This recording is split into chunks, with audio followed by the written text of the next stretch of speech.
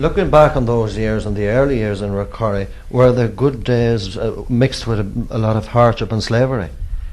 They were good enough. The times was better times than now. Everyone had freedom. There was no such a thing as Protestant and Catholic.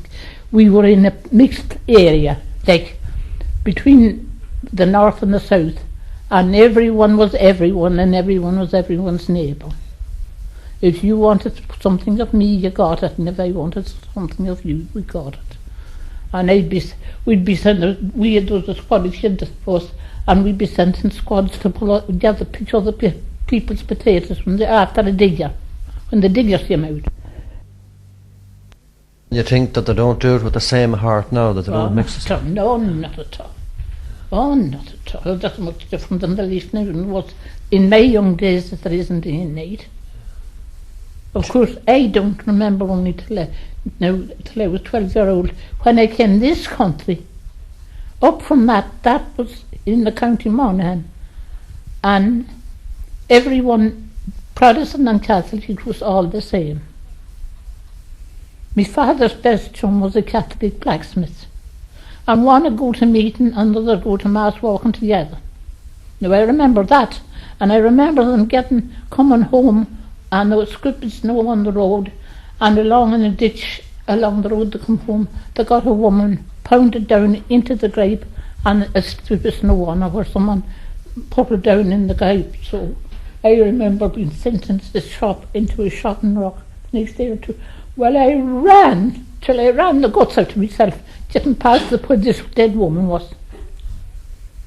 The police, the coroner was away somewhere, and they couldn't touch the corpse, so he come back, and 2 guards and police had to sit with the corpse the whole night in the winter time. I remember that. What was your maiden name? My name? It was Townley. Townley. I was Townley. And there are still some members of you have a brother and sister, is there, or two? I have no brother, no, and there's only 2 sisters of us alive, 2 sisters alive. One of them is Mrs. Carlton, and another is Mrs. Waller. I was changed my coat when I was marrying. If you know what that meant. I do, yeah. That was hell broke loose. Yeah. At that time, because that was not like now. They can marry now, and they can go and rear children without fathers or mothers or anything. But when it was catmelogia. It was, because I remember the morning I was married.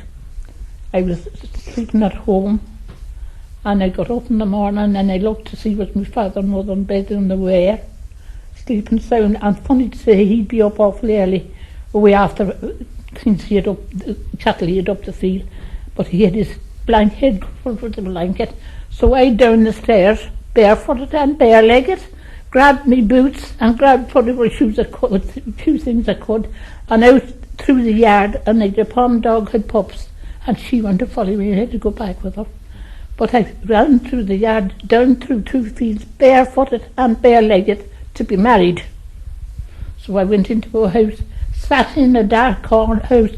The windows was blinded. It was so hard, it was paper, and there wasn't a picture light. And the first nail I got, I put it on me, and they pulled a hole and they pulled it. And I could go and be married with a woman talking. Right, it's very obvious your parents didn't approve of this. Oh, no, they didn't approve of it. No, not at all. Did they know it was coming up, though? They didn't. Oh, not at all. They knew I was going with the lad, and my father said one day he followed me up into a house and he asked me who would I be out with at night.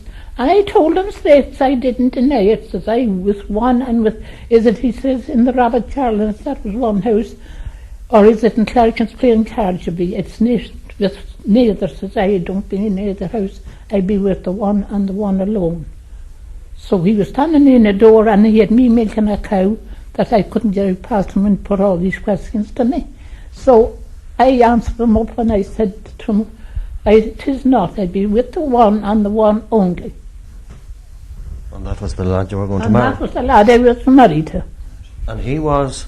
He was Richard Barber. And where was he a native of? A native of there beyond the next town land. And where did you get married then? Down in here in T. Worker Chapel. At 7 o'clock one morning. And the priest opened the door, and that there was a woman that smelt a rat. She wasn't in the door neighbour, and she smelled, well, she'd go to Mass every morning, and there was an old man from away at the back of the mountain, and he was waiting on the chapel door to be opened. So the priest locked the chapel door when he was inside. Fair play to him. Fair play to him, safest. Yeah. She was being nosy, obviously. So that was that. They at home never knew I was gone. Two neighbour man met us going up the road in a car, and going up, we went up the other road and over to Dick, the husband's house, for our breakfast. So didn't this man go down and tell me father and mother that we were gone? Not at all. She's out milking. So they went out and the cows was not milked. How did you face the music? How did I face the music? I just stood up and said, I was now, where I went to live in with the husband was only 2 fields from where I left. And the next day I seen them passing, and the next day I seen them passing. So I passed no remarks, and there was to be holy war. We went to Dublin that day and spent it in it, and sure there was that man that was in here the day, Jimmy Smith, he was left to guard the house for fear of the lads that would go around begging at a wedding. He didn't want them about the house or any noise or anything, so he kept all quiet. So we came home in the middle of the night. It made the moon shining halfway in the sky. I was coming down the road, so I didn't know. And I didn't know what happened to me until I got up the next morning and I went out. And I went to look for a stick to light the fire. And there was a get of the dog shutting the forge, and he nearly had the hand of me. So I went out, and that was that. I had to face the music what way I liked. I passed no remarks. I got on my bicycle the following Friday and went up past the house and went to register the marriage. And I seen my mother. She shook her hand at me. She acknowledged me rising up, but a lot of the rest didn't. For years and for years and for years. Yet, when all was said and done, I stood at my father's day in bed, and I stood at my mother's. Where did you meet this Richard Barber? He was right there beyond the table. Yeah, but where did you meet him? I mean, was it Yeah, so he was being knocking about the road, and I meant the night I met him was one Sunday night, and I was out kicking turnips through a field. So he came in and began kicking as well as me. That started there, and then I was 6 weeks older than him. You had your eye on him, though? Well, I hadn't. Funny to say, but he must have his eye on me, because I could have been married several times before. I could have been married to suitors that is be suitable, but he was not. He was only a plain working man. It's all coming out in the washing now. It's all coming out in the washing. All coming out in the washing, yeah.